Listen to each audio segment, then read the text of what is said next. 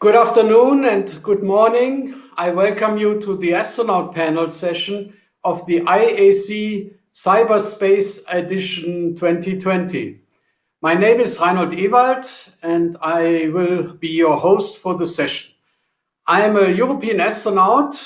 My spaceflight experience is with the Russian Mir station that you see in the background, which I visited in 1997. I welcome you also on behalf of IAF and the Association of Space Explorers, ASE. The Association of Space Explorers is the congregation where the flown astronauts of this world unite to exchange their views looking down on Earth. ASE President Oleg Kotov from Russia sends his best regards for this session. For some years now, ASE and IAF have been regularly co-hosting joint sessions at their congresses. And so I also say hello to IAF Executive Director Christian Feichtiger as a virtual co-host of this session, and I congratulate him and his team to the amazing 2 days that they already had with IAC 2020. So before we go into the session proper, I would like to have your questions, and you can do that with this Slido functionality, and you will have to use the hashtag IAC 2020 in order to have your question running up to the astronauts. And that brings me to the astronaut part of this day. And what better can we do than have flown astronauts that just returned from the ISS introduce us into what they have been doing and they have been able to do on ISS. Please go ahead. Greetings from the Johnson Space Center in Houston, Texas. I'm NASA astronaut Jessica Meir. And I'm NASA astronaut Drew Morgan. Earlier this year, Jessica and I returned from a highly successful long-duration mission to the International Space Station. As we enter our 20th year of continuous human presence in space, it's a great honor to address you for the 2020 International Astronautical Congress. Thank you to the International Astronautical Federation for organizing the first ever virtual IAC. You've demonstrated the resilience, determination, and imagination that are so important to our continued success in space for the benefit of humanity. Since the launch of its first element in November 1998, the ISS has been one of the world's greatest feats of engineering and an enduring example of international cooperation. A truly global endeavor, the unique microgravity laboratory has hosted 240 people from 19 different nations and more than 3,000 research investigations from more than 100 countries. Living and working together as an international partnership will be one of the ISS's greatest legacies and an inspiring example of how the world can work together to accomplish great things. This is especially poignant during these uncertain times. In addition to the international accomplishments, the ISS is a productive orbiting laboratory. During our time on board, we participated in nearly 300 different scientific investigations, ranging from combustion science to particle physics to human research. We also worked tirelessly to keep the ISS in top condition and perform maintenance tasks inside the ISS and upgrades outside on a record-setting 9 spacewalks.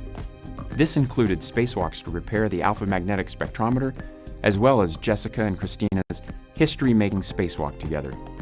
These milestones set the stage for an exciting decade ahead. As part of the Artemis Program, NASA will send the first woman and next man to the lunar South Pole. As we move forward to the moon, we extend an invitation to the world to join us in this next chapter of space exploration. The Artemis Program will use innovative technologies to explore more of the lunar surface than ever before. And we'll collaborate with our commercial and international partners to build the gateway and establish sustainable exploration by the end of the decade. Then, using what we learn on and around the moon, we'll take the next giant leap, sending astronauts to Mars. In the face of uncertain times on Earth, we remain undeterred in our quest to explore the solar system. Thank you again to the IAF for organizing the Cyberspace Edition edition of the 2020 IAC. You're continuing the dialogue and making bonds of friendship stronger, even when we can't be physically together. We want to wish you all a great Congress and look forward to meeting again in person one day very soon. Ad astra per aspera.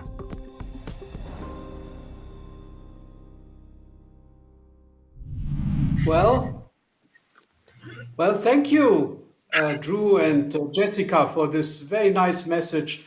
And let's now jump into our panel here.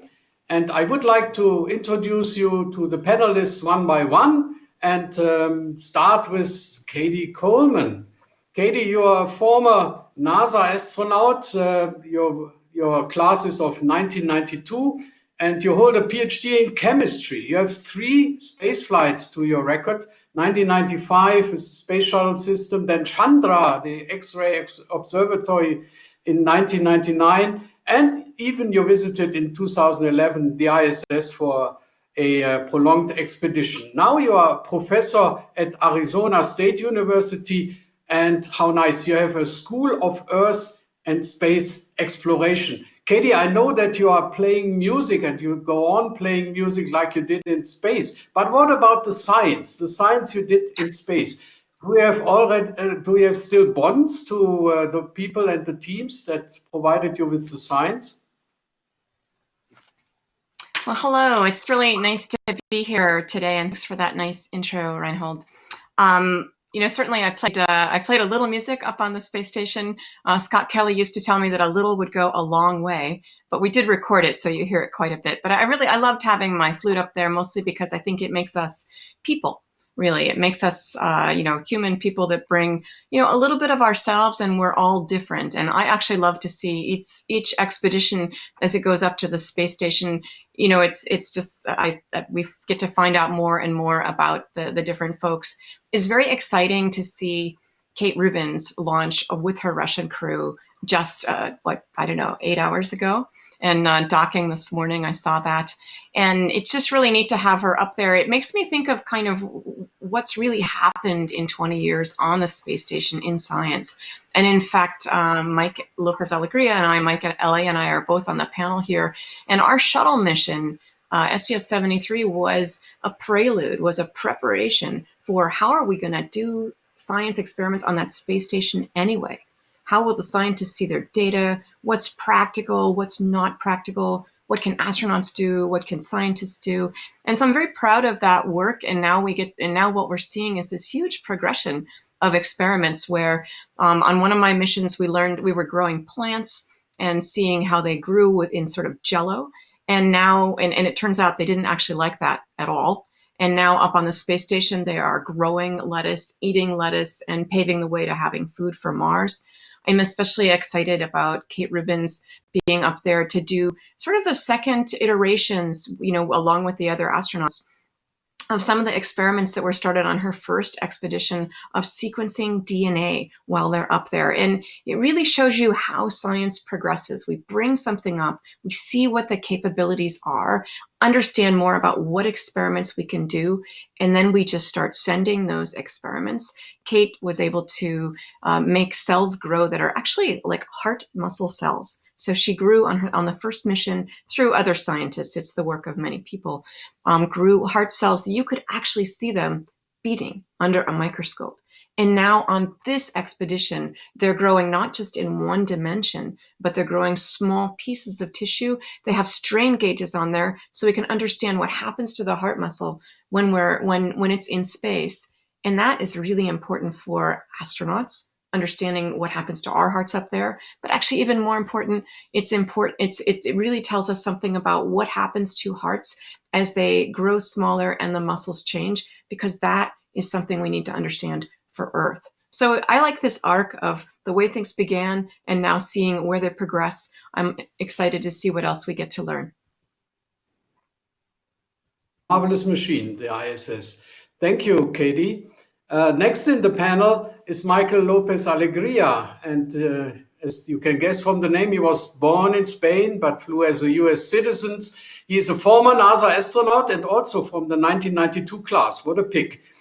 His background is in aeronautical engineering. engineering, and he's a classmate of Katie in this class. So spaceflight 1995, 2000, he even detached from the spacecraft and flew a safer trip around the spacecraft without umbilical. 2002, back to the ISS, and 2006 in a Soyuz spacecraft to the ISS to have a long-term mission.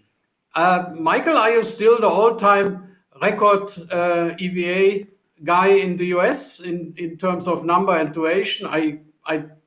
Developments are so quickly that you can hardly keep track of that. But since 2017, he joined Axiom Space, and that is a very interesting thing for him. Michael, you have seen a lot of spacecraft. Are you out of advice to fly another one, or what is your plan? Yeah, thank you, Reinhold.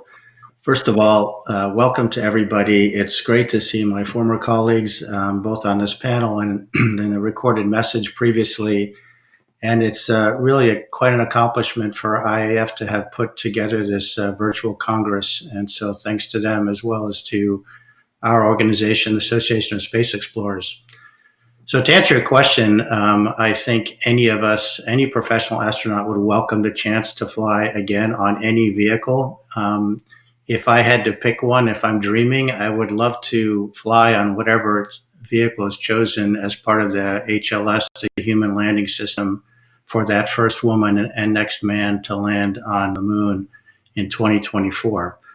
That may be a little bit of a stretch, but I can tell you that that is what inspired me when I was 11 years old and saw the first lunar landing and watched Neil Armstrong descend that ladder onto the lunar surface. That was the inspiration of a lifetime. And it's wonderful to get this group of colleagues together to be able to talk about our motivations as to how we became astronauts.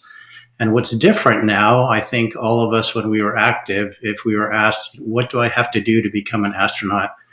The answer was probably, you probably should study some kind of a technical field, science, technology, engineering, mathematics, because that's required by NASA, ESA, and the other space agencies to become a professional astronaut.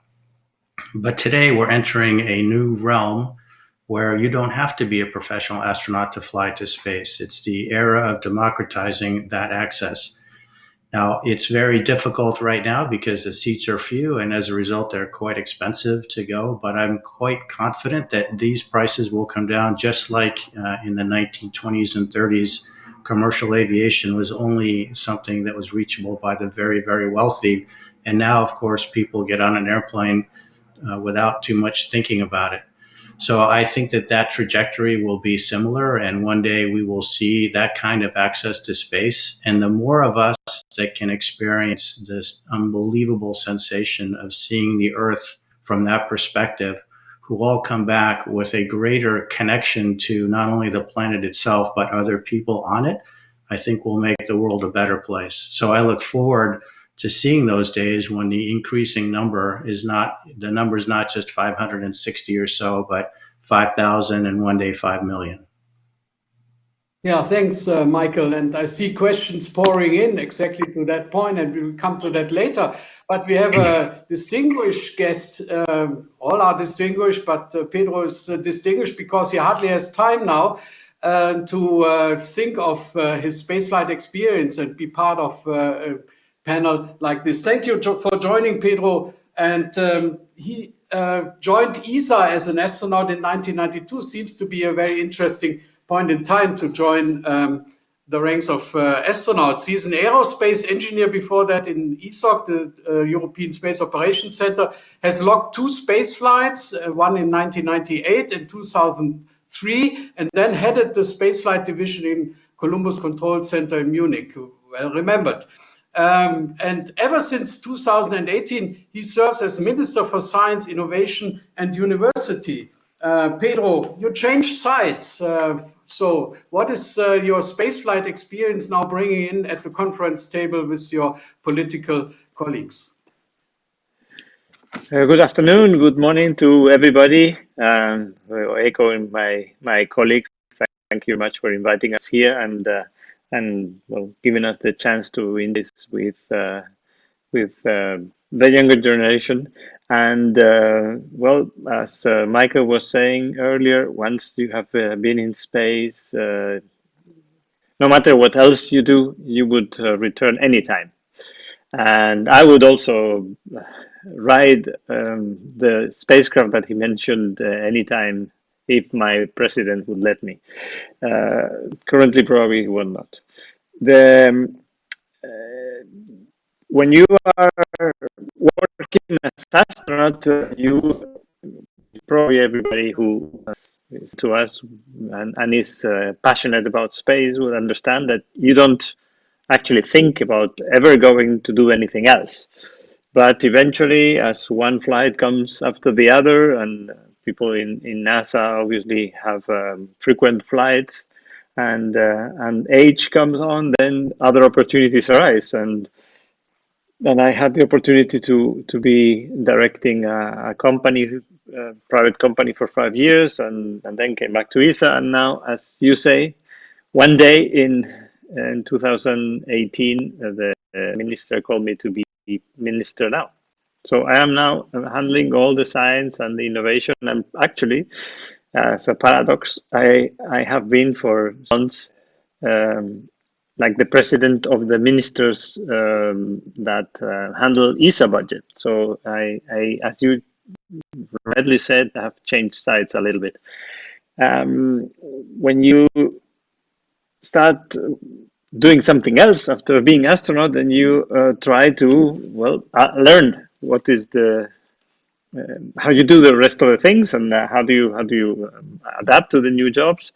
And pertinent to your question, I believe that by working as astronauts, you learn, and that is useful for many things in life, including being in the government.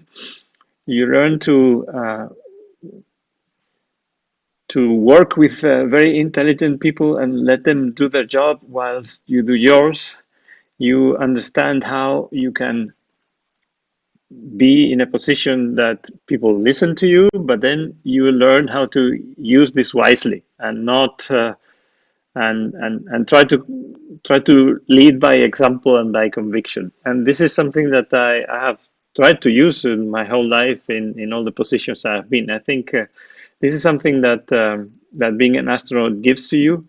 That is, well, people know you so that they will offer other jobs, but on the other side, you have experienced this situation in which people listen to you, and you have always the tendency to lead by convincing people, by trying to set an example, and no matter that, of course, you have a first push that is that you are known, and then you get other jobs. Then afterwards, you see that flying in space and being with highly performant teams everywhere you go gives you the ability to do many other things in life. So, well, not only people in universities, like Michael said, in technical fields or medicine, can aspire to be astronauts, but well, afterwards, then that teaches you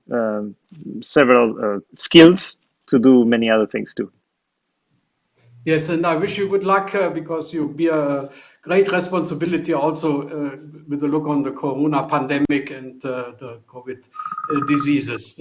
So I switched back to the US, and we have Ricky Arnold over there in our panel. He's a NASA astronaut, active astronaut, picked in 2004, class of 2004. His background is in marine sciences, but he is also a teacher with very international experience, marvelous experience as a teacher in many cultures. He has logged 2 space flights, one in 2009, and in the latest is in 2018, very actual, where he joined the Soyuz crew to the ISS and did a long-term expedition there. I look at the questions that are coming in, and Ricky, next to you.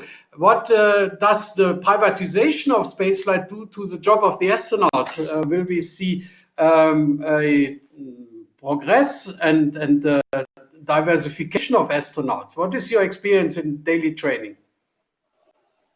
Yeah, daily. Thank you, Reinhold. It's great to be here with everyone today. With daily training, when I arrived in 2004, and I was thinking shortly after I arrived, Katie, I actually shared an office with you, and at that point in time, training focused on using the space shuttle to figure out how to finish building and to operate the International Space Station. With the retirement of the shuttle, our focus has largely been on space station training. And when you get assigned to a space flight, you would then be assigned to train on the specific vehicle that you're going to fly to the International Space Station. So that has changed quite a bit.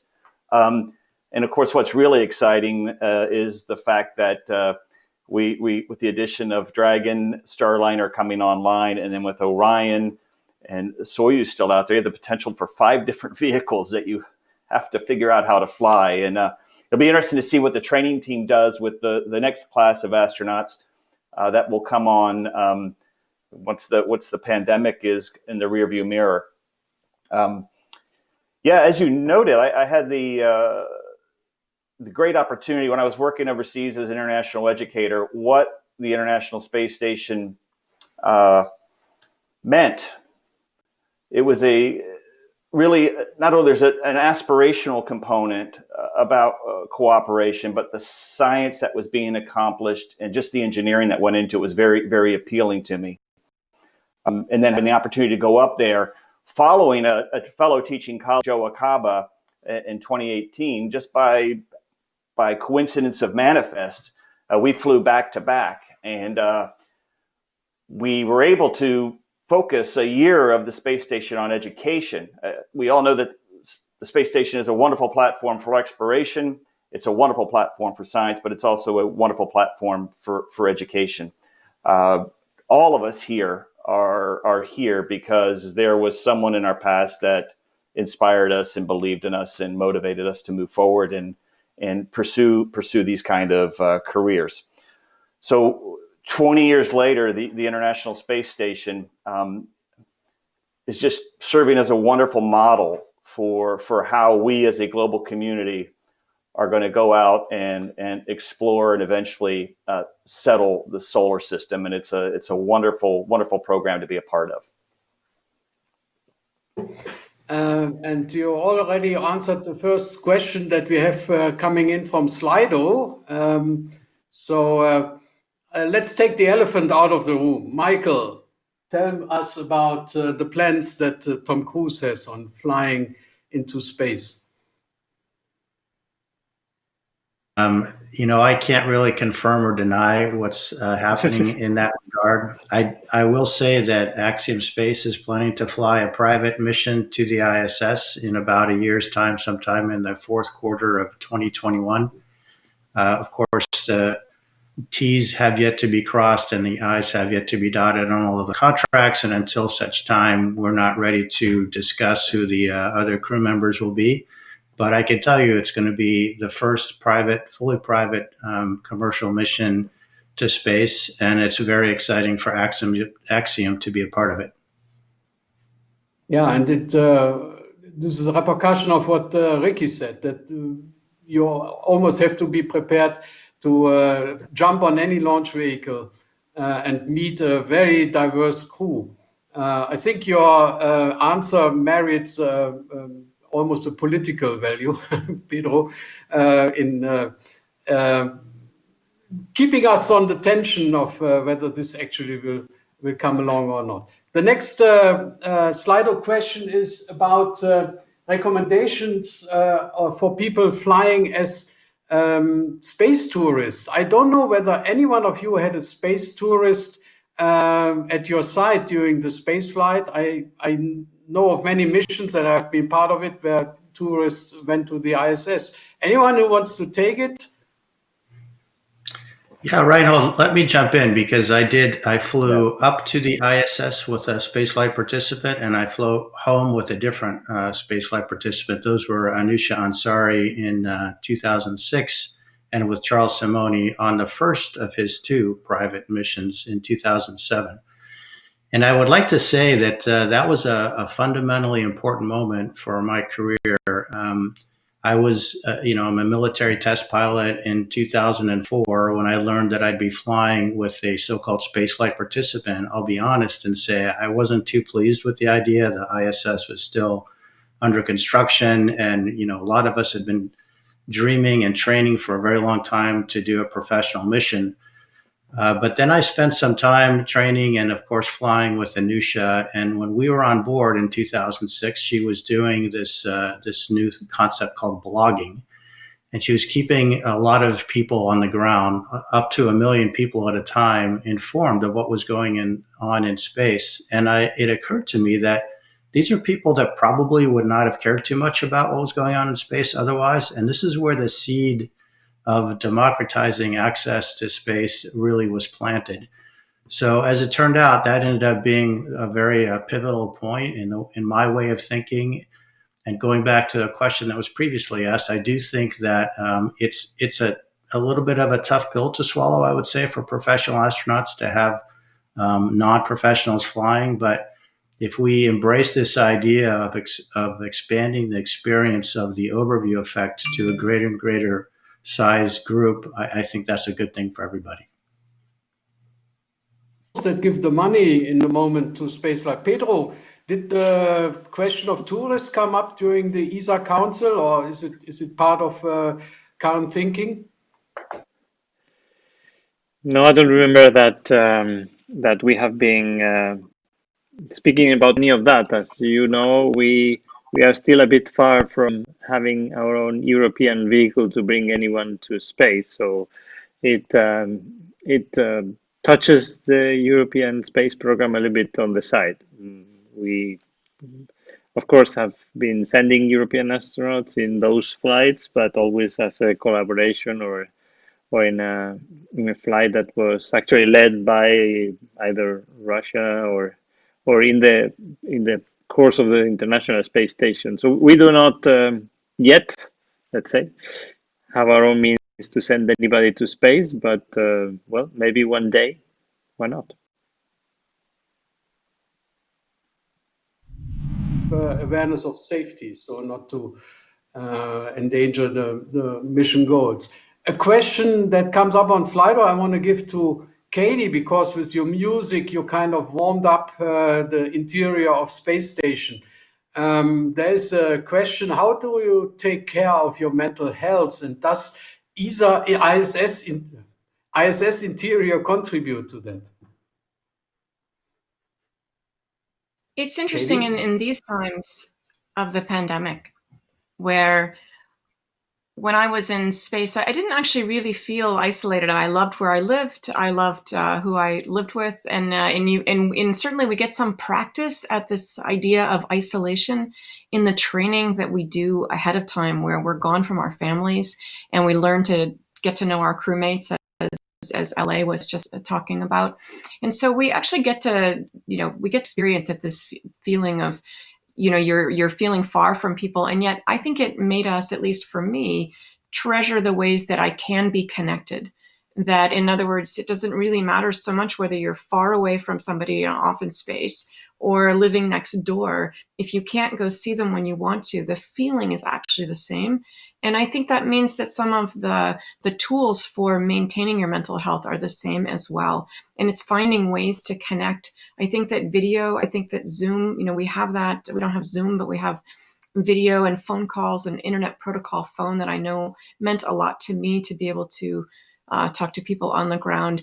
And so I think all of us around the world have some ideas, about distance, but actually about the value of connecting. And to me, it's quite an optimistic idea, in that it used to be it was hard to find each other, and now here's the five of us all together on one screen getting to share things. And that's true in so many other fields, where it used to be you'd have to fly around the world and it would be hard.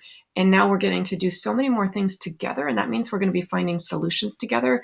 And I would say even more space flight together, because we get to join people together physically more easily because we can find a place to be together. Yeah, thank you. Very nice answer. Ricky, I think the next slide or question can be best answered by you. How many parts of your training are already pointing to Moon and Mars?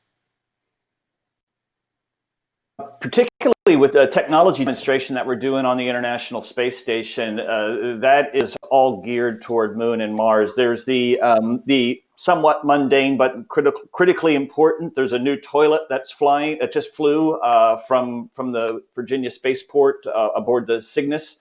That is the next generation toilet that will fly on Orion. The crew's familiarity with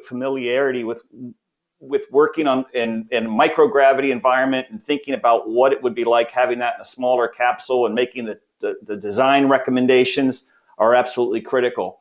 Another piece is our spacesuit is essentially a shuttle legacy. It's been around since the very beginning of the space shuttle program, just about. We need a new spacesuit, particularly a new life support system, and that will be demonstrated on the International Space Station as well. So again, working as a crew on the ISS with new technology that's being demonstrated up there and making their recommendations for how this would work and what improvements need to be made before it can fly on to support lunar and Martian surface excursions is going to be absolutely critical. And a follow-on question to Pedro, how much of the effort in the moment is shared between activities in LEO, which means ISS, and preparations for Moon or further missions out into outer space? At least in Europe, you have the oversight there.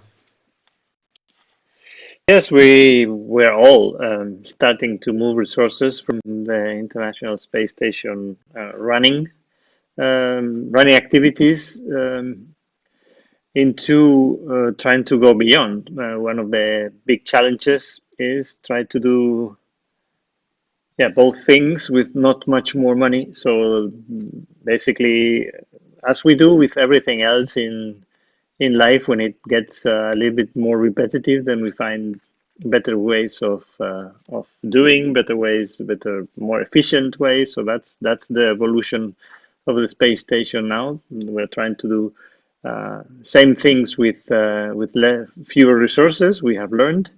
And also what Michael was saying about activities that are private to the space station, then that brings a market that probably in a certain future will reduce also the amount of public money that you have to put on running the space station. This is all plans that are being shaped. It is there are no definitive numbers as yet, but truly that the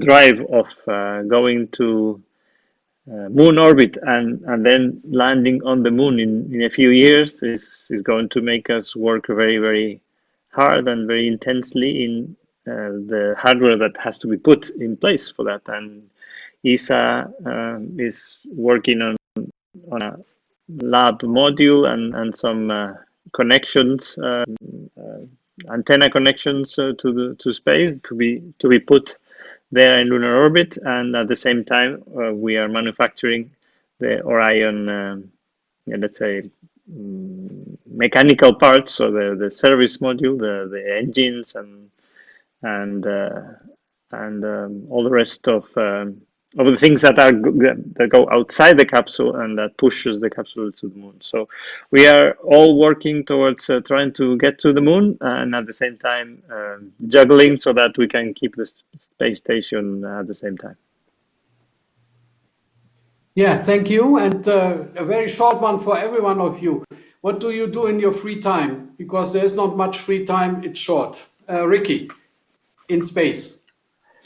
In space, reading, photography, and calling friends and just maintaining connections around the planet. Katie. I'd say about the same, but a lot of photography, meaning videos, finding ways to share what we're doing up there and what it feels like to be there. Because I think, as LA was talking about in the beginning, it's a view out the window. It's a feeling of living in space that in a way belongs to everyone. They just haven't been there yet. So a lot of time trying to share via video and and photos. Michael? Same, staying in touch with friends and family. I think it is remarkable how little free time ends up being in space. When you look at the schedule, it seems like there should be more, but it's pretty tight. But that's what we like to do, is just keep in touch. Pedro, what did you do? Except for listening to John Glenn's story, I mean. Except, well, we already knew a lot of them, but yes, we had a little bit of time with John Glenn up there, and the experience of being in training and in orbit with John Glenn and learning. In fact, probably I'm doing what I'm doing now partly because of the teachings of John Glenn, who told us if we regular people never go into politics, then it all becomes the same. We will never get further. That's basically one of the teachings of John, and you know that he has a school in Ohio to teach people how to get into well, politics with a capital P, so politics in terms of serving. And when you're in space, as I have been only 10 days every time, then there's not much really time, and you just go to the window anytime you can. And one of the things that you have to do there's so many different experiences that you can have in space that in 10 days, the only thing you can do is remember which ones you haven't had yet and try to get there. Like, thanks for the one word. Trying to. We have a special treat now. And I'd like to show the video of this morning's launch. We picked a very special day, as you can imagine, a launch day, and 3 of the cosmonauts and astronauts were preparing. So it's Kate Rubins and the crew of Ryzhikov and Kut Sverenkov lifting off the very same pad. It's always the very same pad as Gagarin's launch was used for Gagarin's launch. So what are your impressions seeing that? You can feel free to comment here. Michael, one of my favorite things well, I remember everybody wants to talk. Oh, excuse me. So let's go on with the video. I mean, then I do a little bit of commentary. What we see here is the 2 stages igniting at the same time, the side boosters and the middle stage, and it's in Baikonur. It's a barren landscape, but ideal to have such a risky thing as a rocket launch executed. We see the MS-17 spacecraft underneath the shroud of the Soyuz rocket. A beautiful day, obviously, and only hours later they already arrived at the station, bringing the station complement to 6 persons today, with Chris Cassidy as commander, Ivan Wagner, and Ivan Ivanishin on board of the space station. So they will be celebrating right now after this successful launch. And I think we have to come to the end of today's panel. A short message to our audience, starting with Ricky. Go ahead. No, thanks for your interest in joining us. I know it's a challenging time right now, but we are getting together to do great things. We've been doing it for over 20 years, and we're gonna go off as a species and explore and settle the solar system. Very excited about that. Thank you, Katie. For me, it makes me feel differently today to look up at the moon. I live at a very dark, wonderful sky out in Massachusetts, and you look up and see the stars and the moon, and just to think that in not very long, people, the first woman, the next man, are going to be there. And nothing will ever be the same. It's wonderful. Michael. You know, I don't pretend that everybody who's tuning in wants to be an astronaut, but I'll go back to what I said before, how, things have changed. You don't necessarily need to study the same things, but what has not changed is that people just need to follow their dreams, whether it's being an astronaut, whether it's being a professional baseball player or being the Minister of Science. I mean, it's possible. You just have to stick to your guns. And Pedro? Well, we're really happy to participate here. These are very difficult times, so I think it is obvious that we have to wish everybody who has Good. participated on the other side a good health. Reinhold, Ricky, Katie, and Michael especially. And well, take care of yourselves and do what the doctors tell you. So big thanks to IAF, ASE, Roscosmos for providing the video. Sergei didn't make it in time. He was on the plane back from the launch. Our greetings go to him and to the colleagues on board of the International Space Station. Stay tuned. Now we are again into the cyberspace edition of the ISC 2020. Many things still today coming, and don't forget about all the papers that people put into the electronic hole. And see you healthy and good humored at the next such occasion. Thank you very much, and I sign off. Thanks, Reinhold. Good to see everybody. Thanks, everyone. Bye-bye. Goodbye.